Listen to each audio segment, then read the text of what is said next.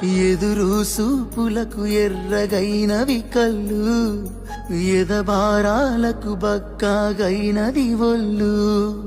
కడిగినవే కన్నీటితో తన పాదాలు, చేతి కందియ పళ్ళు. వింటున్నావో పిల్ల ఎన్నెన్ని బాధల్లా, పడ్డంకా ఒక్కటైతున్నామే నువ్వు నేనిలా. వింటున్నావో బావా ఎన్నెన్ని దుఃఖాలే, దిగమింగి ఒక్కటైతున్నామే నువ్వు నేనిలా.